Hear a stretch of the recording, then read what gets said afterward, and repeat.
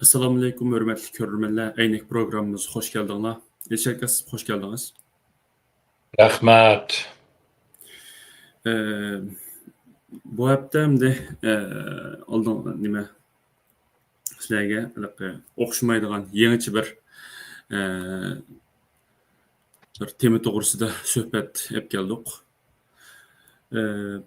Nima mavzum qandaq bir Xitoydi, ya'ni Aning keyin shuni bir tushuntirib bersangiz, aning keyin ikkinchi savolni boshlaymiz. Xi Jinpingdan qanday farqi bor degandek. Avval bir mavzuni jiq qarindoshimiz biladi.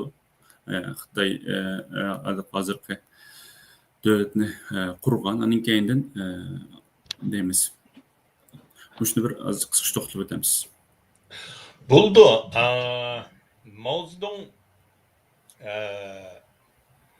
biz ba'zida Uyg'urlar mavzudunni Xitoyni yaxshi tushundi deymiz. Xo'sh. Deb o'ylaymiz. Ammo lekin shaxsan mening ko'z qarashimcha birsi Uyg'urlarda Xitoyni tushunishda mencha yanala jiq kamlik bor deb qarayman. Degandek emas. Uningki mavzudunga bo'lgan ko'z qarashdimi, menimcha Uyg'urlarda yana o'xshashlik qaymoqish bor deb o'ylayman. To'g'ri. Masalan, ba'zilarda mening anglag'im mavzudunning vaqtida barobarti deydiganlar bor. Odamlar. Uningdan keyin ba'zilar hatto mavzudunni Xitoylarga o'xshash ulug' ko'rdiganlar bor. Men buni Uyg'urlarning orasida ko'rdim. Uni noiti aqlli faylasuf deb qaraydiganlarmi bor, shoir deb qaraydiganlarmi bor, har xil ko'z qarashdiki, umumlab aytgan vaqtida Uyg'urlarning ichidami mavzudunni bir xil ijobiy qaraydiganlar mencha ko'rinyotdi. Ko'rinib o'tmoqda Uyg'urlarning orasida.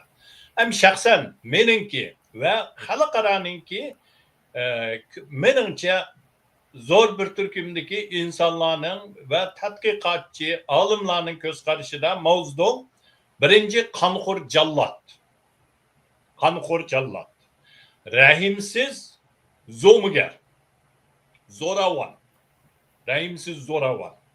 Uningdan keyin suiqasd yana yeli mekrida kamolatga yetgan yoki eng ashaddiy yeli mekrni ishlatadigan bir suiqasdchi Xitoy.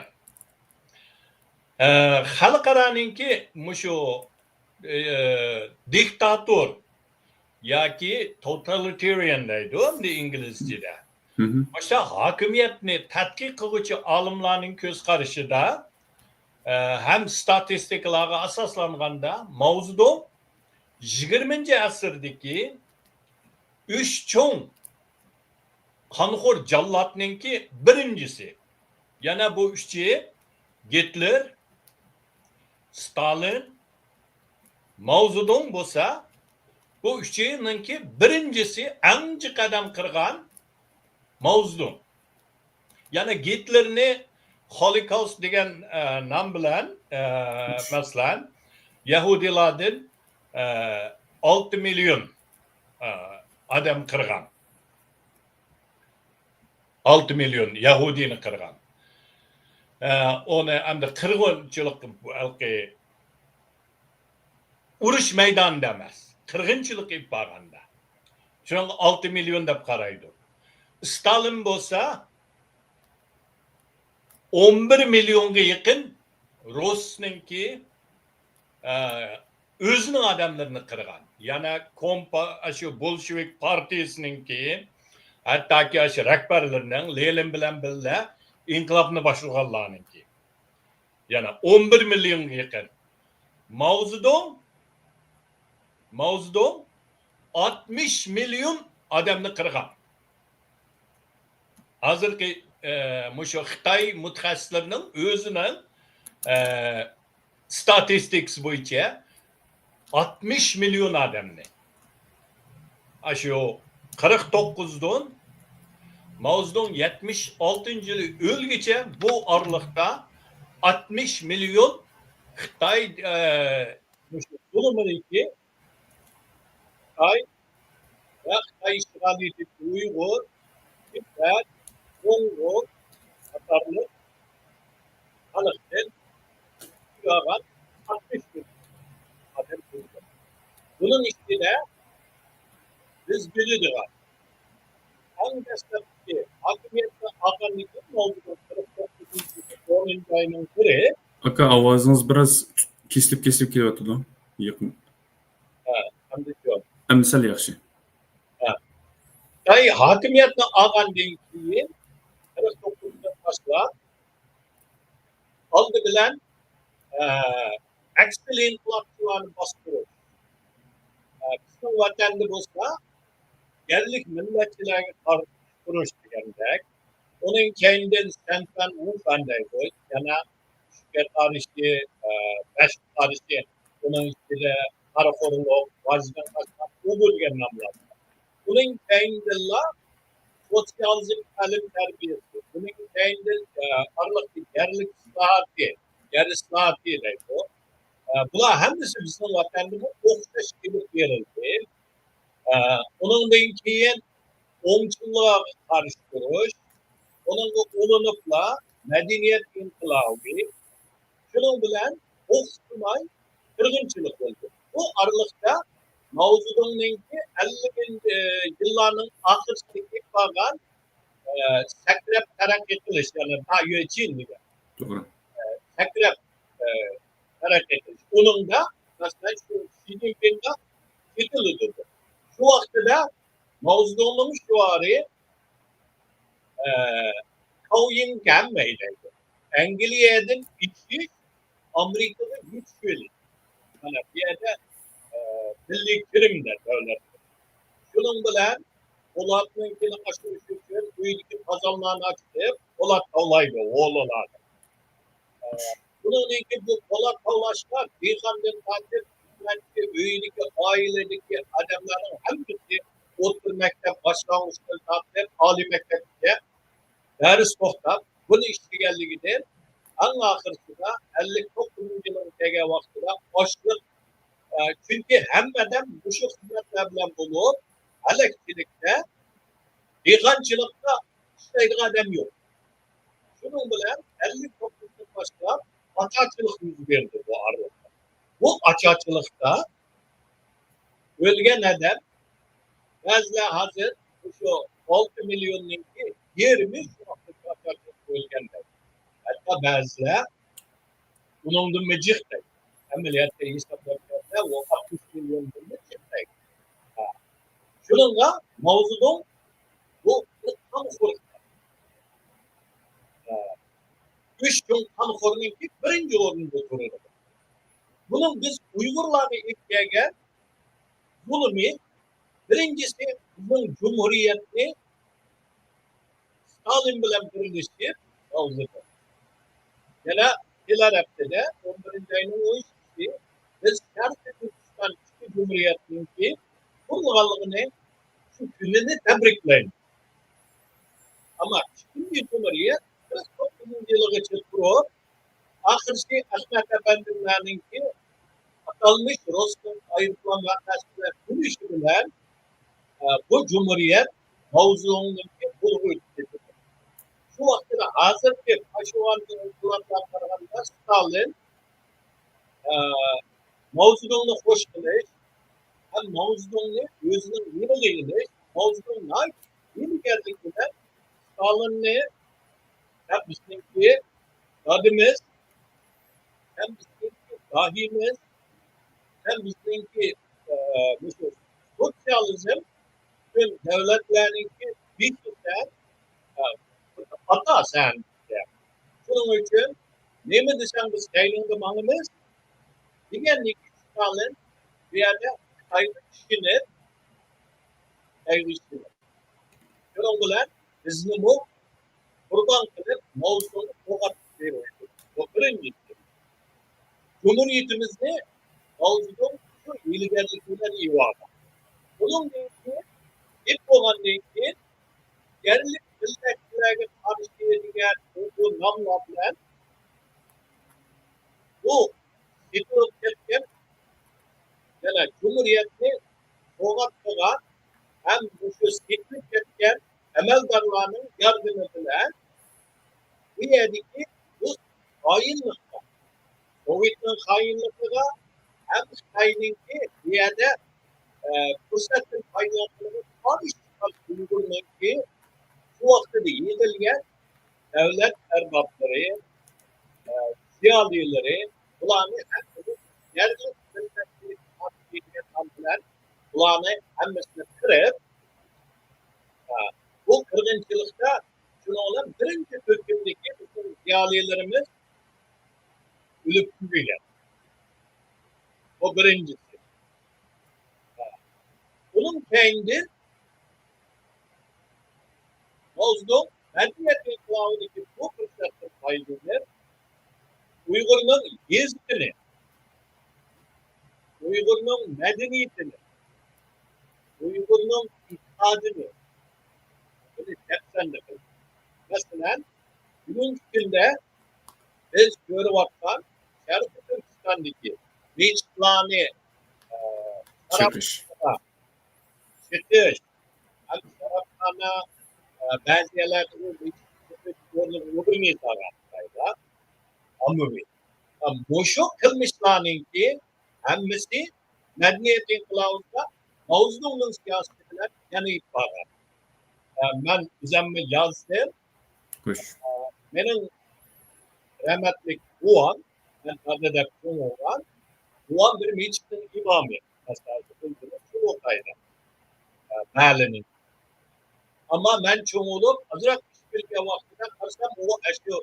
Bir yoğan uyunun içinde yağışçılık kılıyordu. Ve aldır bilmeyin o ne de. Kim bu? Lan bu aslında miçin. Şu miçini yağışçılık adam yani bir Osmanlı kandidaten işte Uygur yani yağışçılık neydi? Özünün miçini de. Kuş. Demek miçini ola emez. Bazı yerlerde çok otanlık yapan erkekler. Uygurlarga coşku vermiş, yakın demezler. Bir video çıktı. Uygurlarning bir bağının içinde coşku veriyotganligi. Tay bilan tushayotgan. Doğru. Bu ne? Medeniyet inqilobida Mavzudun qilgan. Hatto mechitlarni baqbuzgan Uygurlarga. Mechitlarni chaqqan. Aytganim shu vaqtida tas qolgan chiqyotgani. Bu yerda e'tiqodimizga dafsandichilik qilgan. Qur'on kitoblarni hammani yig'ib o't qo'yib kuydirgan. Bugungi kun bilan o'qmi o'xshash. Yana 2017dagi boshlangan Uyg'ur milliy qirg'inchiligi bilan o'qmi o'xshash siyosat elib berilgan. Bu kitoblarni kuydirish. Uningdan keyin maktablar asosan taqalgan. Masalan, men shu vaqtida G'uljida boshlang'ich Uyg'urcha maktabni bir ma'quda o'qigan. Nima o'rganamiz desa, Latincha ABCD'ni o'rgandik, Latincha Uyg'urchani. Ammo lekin o'rganadigan mazmunimiz nima deganda, Mavzudun tashviqoti. Mavzudunninki uzundilari. Uningki Xitoychini Uyg'urchalashtirib. Masalan, shu vaqtida bizga bir Nurtay muallim deb shahardan kelgan bir muallim bir mazgil dars o'tdi. Bir Xitoycha gaplarni datdi. Biz uning bilan tang agishib vaqirab o'rganatdik. Ammo hech qaysimiz bilmaymiz uning ma'nosi nimaligini. O muallim shu vaqtda balkim tushanda o'rgan bo'lishi mumkin, ammo hech qanday esimda yo'q. Bu demak bu yerda buzg'unchilik, madaniyat jihatdagi, e'tiqod jihatdagi, muarifdagi hammasi shu madaniyat inqilobida boshlangan. Shuning bilan bu yerda Uyg'urlarning orasidagi masalan yana bir masala bor. Yana Uyg'urlarda ma'naviy madaniyat bor. O ma'naviy madaniyat deganimiz nima degan vaqtida har bir mahallada biz o'zimizningki jamiyatida hurmat qiladigan, hurmatga sazovor cho'nglar bor. Masalan, Chuluqayda imom, xatib deymiz bu dinni nimada. Uningdan keyin esimdan chiqmaydi, ikki nomliq odam bordi. Birisi Asma apandim deymiz, bu odam muallimdi. Yana birisi Tursun Tursun To'xtayib qo'y deyman. To'xtayibgan deymiz. U odam bir doktor. Ikkilisi O'rta Osiyoda o'qib kelgan. Naiti hürmetlik. Bütün mali bo'yicha Chuluqaymi kichik bir yeza emas. G'uljira nahiyasida. Faqat Osim apandimni apandim deydi. Hozirgidek ko'rgan odamning hammasini apandim deydigan, shu ekranga chiqib so'zlaydiganning hammasi siyosun apandim bo'lib ketganda unda qalaymaqanchilik yo'q. Haqiqiy bilim egisi, haqiqiy xalqqa ulgu bo'la oladigan bu odamlarga hurmat qilib, apandim, imom, xotib, mazin deydi. Bularmi o'zining malida shu rolini o'ynaydi. Qanday o'ynaydi? Masalan, shu yerda oilada ba'zida jidal bo'lib qolsa, er ayolning. Shuningmi shular kirib, er kishiga tarbiya qila oladi, er ayolni turmushga aplaydi va qo'shnilar orasida jidallar bo'lib qolsa, masalan, ba'zida kichik bolalarning jidaliga aralashadigan cho'nglar bo'lib qoladi. Oshtoqlarga tarbiya beradi. Sen kichik bolaning ishiga aralashmaysan. Kichik bola birdamda atil yaxshi bo'lib qoladi. Sen aralashsang, u jidalni yo'qotib yetsa. Bu mushu ma'naviy madaniyat. Xo'sh. Hamda mayli bangi olsun, mayli harakkash olsun, mayli lükçek olsun, aşı çoğunlarının aldıdan toğır ötenmeydi. Salam vermeyi ötenmeydi ve ulanınki gipini anlaydı. Xitay mavzuda medeniyet inkılabı arkalı bunu buzdu. Bu ma'lum. Bu hürmetini buzdu. Çünkü ulanı mesela aşı vaxtida ben şu Uygurca başlangıç 2. sınıfta vaxtım o deyme. Asım efendim diye adamni aldığa taxta yesip özünün oğluğa dadısını şikayet kırgızdı. Şu vaxtda bütün mahallede gulgu yok gitti. Kabul kılanmadı Uygurlar. Yana birisi onun aldıda isimde var Chuluqayda Yekinbey Hocaning beği vattı. Onu keyin Xitoy kelgandan keyin yezliq hukumat, ya'ni Gongshi hukumati shu Yekinbey Hojaning shu qorasida. Chunki u Rostchi sağan bir qoratdi. Mesela shuning o'tirga bütün mahalladagi kitoblarni yig'ib akilib, tatib olganlarni. Shu yerda o't qo'ydi, ham Sirapul Damullam deb bir odam bo'ldigan, dadam bularni qator tug'izib qo'yib, aşı İsrafil Damullam'ınki sakılığa birisi kağızını elip ot yandırgandı. Bütün aşağıdaki Uygurlar ne bulup gitti değil mi? Parakende olup vakırışıp gitti. Şunun olan bir Xitay var. Hağın hemmesi çoğalçı Uygurlar diye bir netice minbin diyen. Uygurlar vakırap gidiyordu. Şunun olan kokancılığı da adamını tutupla bir maşını silip pick-up Nahiyaga ketdi. Keyingi kesvatdi deb anladik. Nima uchun bunday qiladi deganda, shu ilm alani, shu bilim egalarininki xalq orasidagi obro'yini dafsanda qilish orqali nankor bilimsizlarning bizning an'anaviy madaniyatimizga hujum qilishga rag'batlantirish. Xitoyning maqsadi shu. Buni qilgan kim o deganda, Mao Zedong. Mao Zedong Xitoy madaniyatini dafsanda qilib, Xitoyninkini buzib emas, biz Uyg'urlarninkini buzdi. Bu birinchi qitimliq cho'ng buzg'unchilik. Bu madaniyat bir buzilgandan keyin buni o'ngshashga g'ayet uzun vaqt ketadi. To'g'ri. Shuning uchun yig'ib aytgan vaqtida Uyg'urga eng cho'ng ziyonliq, eng cho'ng dushmanlik qilgan Mao Zedong.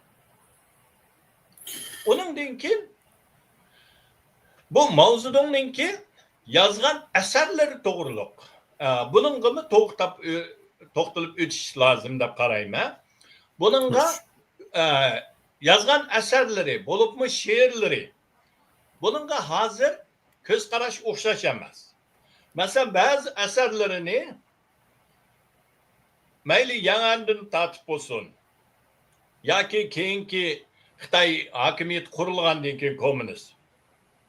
Buni bir turkum qalamkashlarninki yezib berganligi Mao Zedongni azroq o'zgartgan, masalan, Hu Chaomu degan bir nazariyachisi bor Xitoylarninki. Uningdan keyin Chimboda deb Limbioninki guruhiga qo'shgan birisi bor, qalamkashi. Bular yezib Mao Zedong bir ko'zdan kechirib, o'zgartib, uningdan keyin buning nomi bilan taqatgan. Hech kim Mao Zedong bilan tanisholmaydi. Chunki u shu vaqtida xuddi bir Xitoyning xudosiga o'xshash hokimiyatiningki eng ustiga chiqib olgan. Endi shuning uchun bu yerda mayli she'rlar bo'lsin. She'rlarnimi Tianjiaying degan buning bir katibi bo'lgan.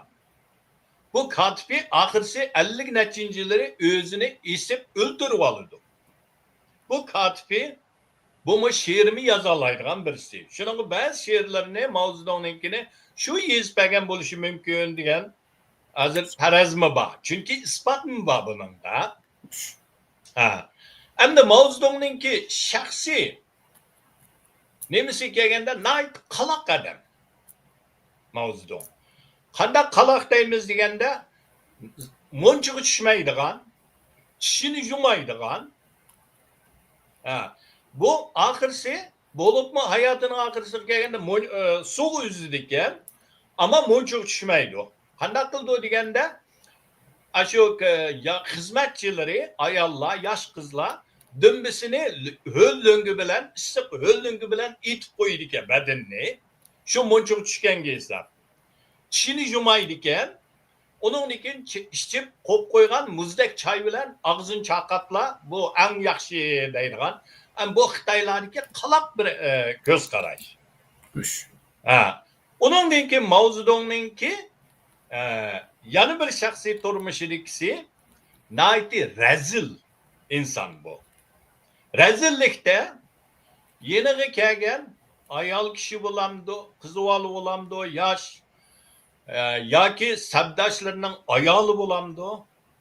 Qaysiniga ko'z tushsa, shuni qishqatib bilib bo'lgan bunday ishlarni qilgan. Shuning uchun elib etgan vaqtida Mao Zedong mayli shaxsiy turmushda bo'lsin, mayli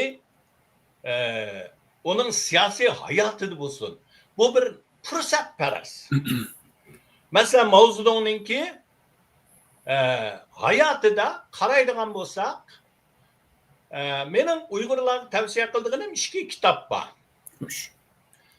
Birisi Zhang Rong degan Angliyada yashaydi, hozirmi bor bu ayol. Buning yozgan Mao Zedong Shanwei Renjida kursi deydi. Yana kam tonilgan hikoyalari degan kitobi. Buningda Mao Zedongninki shu Hunan Changshadan tortib Sovetni qanday aldab, to'xtamay pulni elib, o'zininki dushmanlarini hiyla mikri bilan, suiqasdi bilan o'ltirib, hokimiyatni qo'liga olib oldigan, xalqning yerini tatib oldigan, masalan, partizanlik urush vaqtida. Mayli Jinggangsanga borgan vaqti bo'lsin, mayli Yanganga borgan bo'lsin. Jinggangsanga borgan vaqtidami, u yerda aslida bir atalmış qizlar armiyaning qo'shini bor. Uningdan keyin 2 bandit deydi. Taq chiqib olgan banditlar bor. Mao Zedong askarlarini boshlab berib, "Voy, men sizlar bilan qo'shilaman, sizlarning gapinglarni anglab, sizlarning yeninglar, panolinglarda yashayman" deydi. Berib az kundan keyin oldi bilan o kommunist yana bir qismining boshlig'ini tutib, uni itib, uning askarlarini o'ziga askar qilib oldi. Uningdan keyin 2 banditni aldab, "Voy, sen bizga qo'shib ol, sen hozir Qizil armiya bo'lsa, kommunist bo'lsa" deb akirib askarlarni qo'shib bo'lganki 2 banditni itib etdi. Bu boshlig'isi. Yanganga borgan vaqtida u yerda Liu Zhidan deydi, hozir Xi Jinpingning dadisi Xi Zhongxun deydi. Bular kurash Yangandagi, ya'ni Shanshiydagi kommunistlar bir-bir so'z so'qishib, bu Liu Zhidan, bu Xi Jinping bularni turmaga solab qo'ygan. Mao Zedong berib, ularni qo'yib berib, oldida o bularni so'lg'anlarni o'ldirdi. Keyin uniki bularni o'ldirdi. Xi Jinpingning dadisi saqqaganlari maydonni o'zgartdi. Onundan keyin hamda 49'dankisini menimcha hammamiz Uyg'urlar bilish kerak. O'ziniki izbosari kim qildi? Oldi bilan Liu Shaoqini qildi. Uni yo'qotdi. Uning keyindan Lin Biaoni qildi. Uni yo'qotdi. Oldiga kelgandan hammasini yo'qotib, shu suiqasd bilan eng oxirsida xotiniga bermoqchi bo'lgan hokimiyatni, ammo berolmadi. O'lgandan keyin bu yerda hamma nimasi yo'q bo'ldi. Ammo lekin Xitoy kommunistlari buni yana haykal tiklaydi. Nima uchun degan vaqtida mayli aşı 60 milyon qirılgan Xitoy bo'lsin, yoki hokimiyat huquq talashdagi qurbonlar bo'lsin, buning hammasiga Deng Xiaopingdan tortib shu qirılgan Liu Shaoqi, Lin Biao hammasi shuning sheriki, Mao Zedongning sheriki. Shuning uchun bular Mao Zedongni inkor qilsa, Xitoy Kommunist Partiyasi inkor bo'ladi. Buningga yordamlashgan, buning ustida turganning hammasi inkor bo'ldi. Shuning bilan Xitoy hozirgacha Mao Zedongni yana tiklab qo'yib, bir but qilib, unga cho'qinadi. Ammo biz Uyg'urlar unga cho'qinsak, bu Xi Jinpingga cho'qilgan bilan, Xi Jinpingni cho'ng bilgan bilan o'xshash bo'ladi. Tarix ba'zi shaxslarga tarixning tamg'isini urib qo'yadi. Bu tamg'i urilgan odamlarni oqlash, ularga havas qilish, bu bir bizdek zulm ostidagi millatga yarashmaydi. Nomus uni qabul qilgani bo'lmaydi. Rahmat. Endi ikkinchi savolga kelsak, Xi Jinping qandaq bir sistemni biz yashayotgan davrda raislikni o'tagandan keyin biz ancha-muncha bilgan bo'ldik. Ammo mavzu bilan qarasak, dadisini o'ldirayotgan bilan, jazolagan bilan bara-bara mavzuga o'xshab qolgan yerlar bor. Xi Jinpingning sizning mana bir yuritib bersiz, aning keyin bularning farqlarini bir ichib bersangiz. Rahmat. Xi Jinping mana degan vaqtida shu kommunistik ideologiyasininki avlodi. Yana Xitoyning birinchi avlod kommunistlarininki mahsuloti desak bo'ladi. Endi bu kommunistninki qurilmasining eng beshida, eng cho'qqisida Mao Zedong bor. Bu Mao Zedong bo'lgandiki Xi Jinping uni inkor qilolmaydi, shuni do'rab, shuning keyindan mangdi.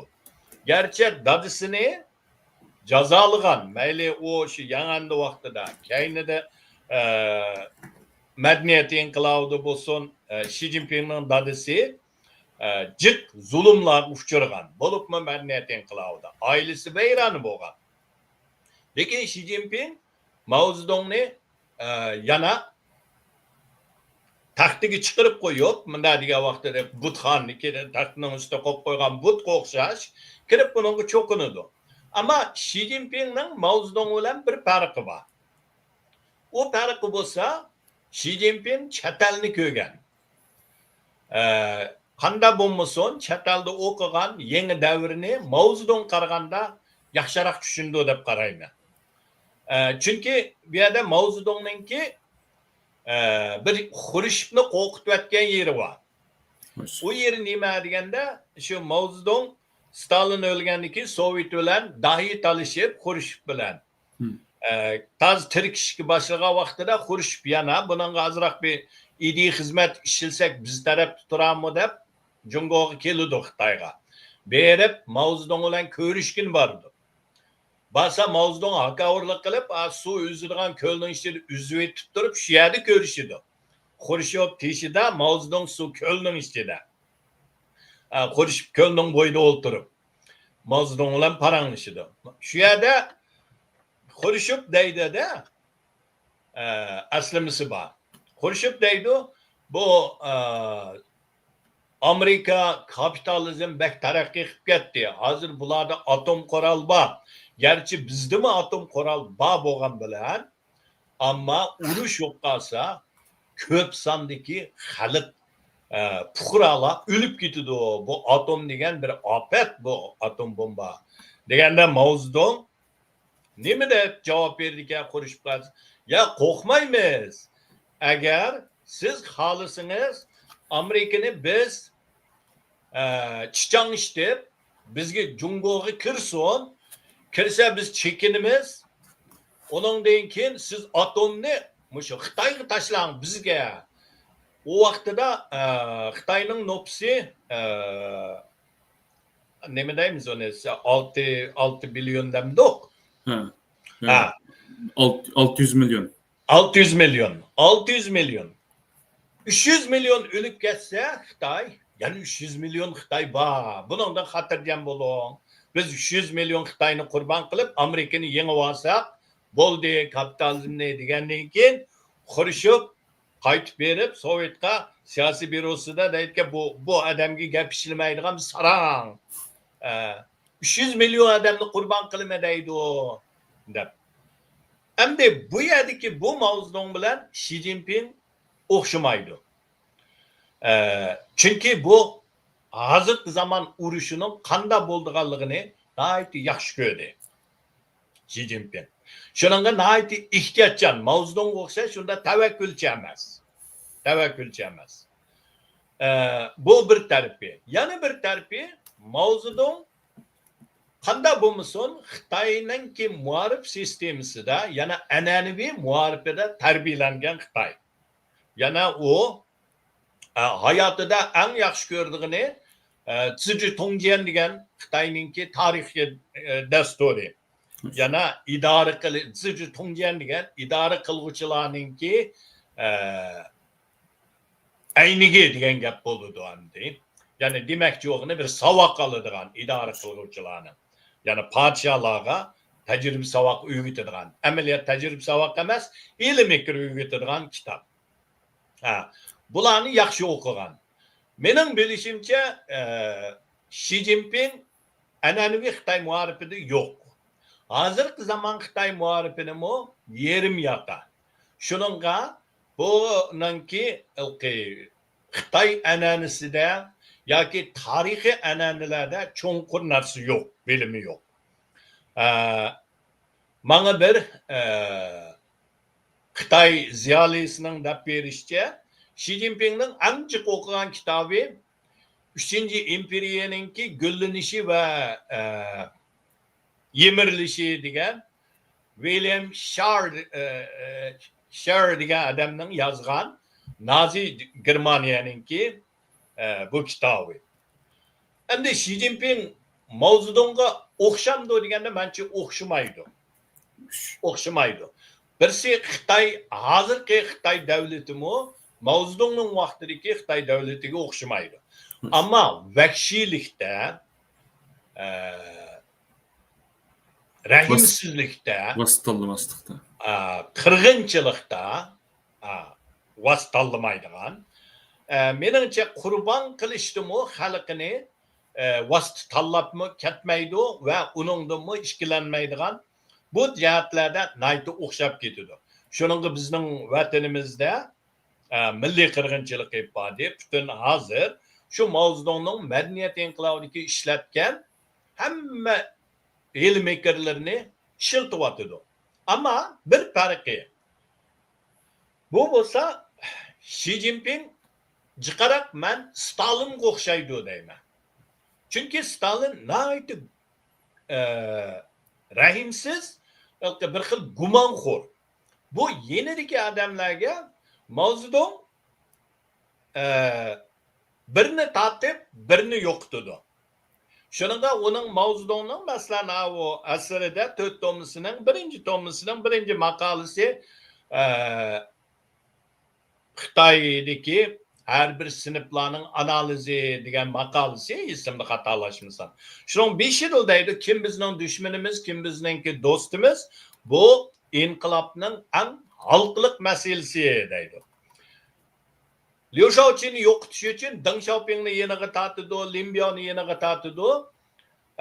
Limbioni yo'qotish uchun qolganlarni yeniga tortdi, Zhou Enlai'ni. Uningdan keyin Zhou Enlai'ni yo'qotish uchun Hua Guofengni yeniga tortdi. Bunda qildigan adam. Ama Xi Jinping gumon qilgan odamning hammasini Stalinga o'xshash yo'qotib menyapti. Stalin gumon qilgan odamining hammasini yo'qotib mangan. Endi bu yerda diktatorlarningki umum xarakteri nima degan vaqtida yo'qotgan siri hammadan tahdid ko'rindi. O'zining yendiki odamlarmi. Shuning uchun bular bu tahdidni yo'qotma deydi, hech kimga ishonmaydi, bularni to'xtamay tozlaydi.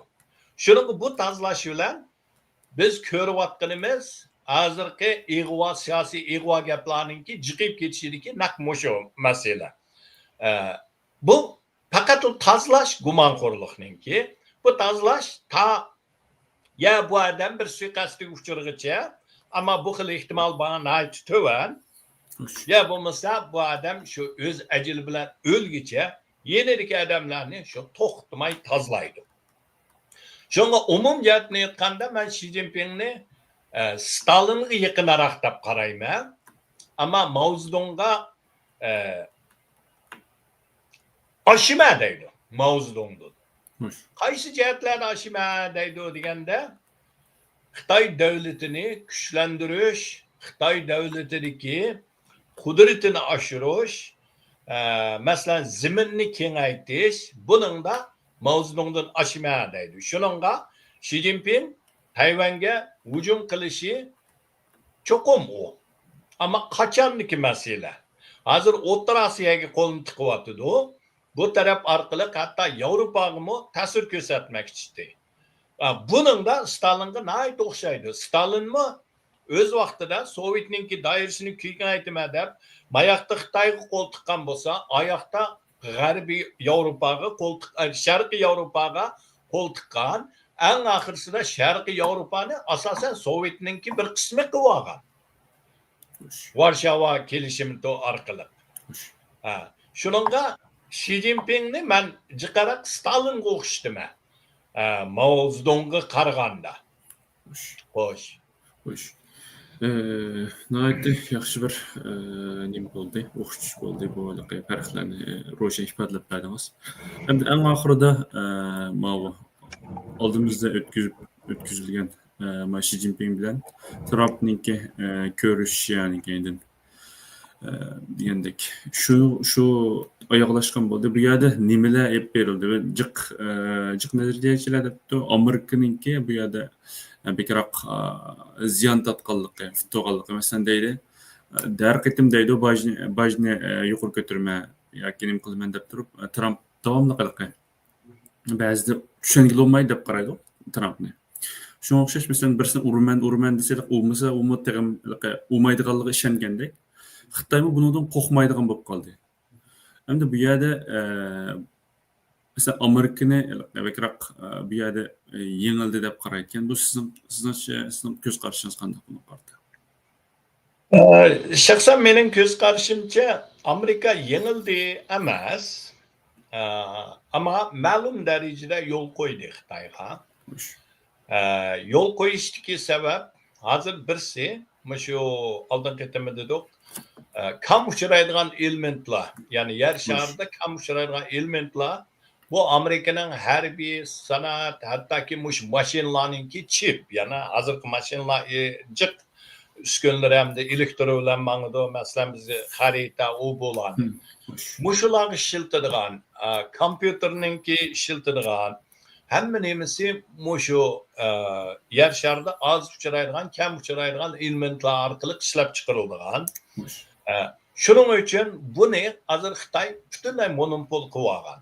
Asasen xalqaro bozordagi 90%ga yaqin buningki pishqilab ishlangan mahsulotni Xitoy sotadi.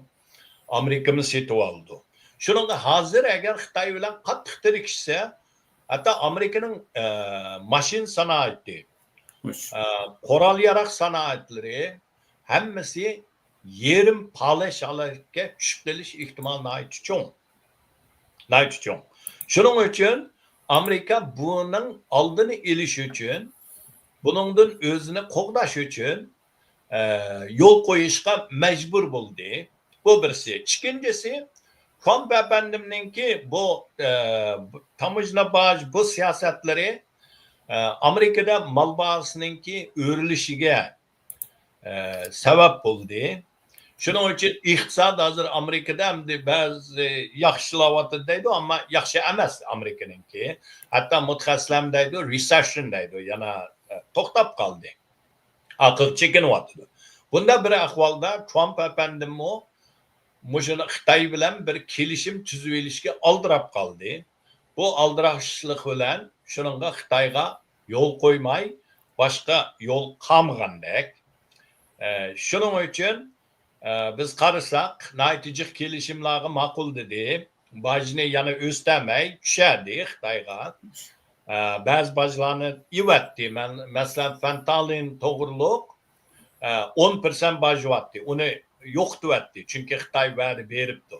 Menimcha amma bu alda ketimdimi dedim. Ikki taraf va muvaffaqiyatli bo'ldi deb qaytib keldi. Yana bir ishga o'tgandan keyin Xitoy yana bir yerlarda yenib oldi yoki uni amaliylashtirmaydi.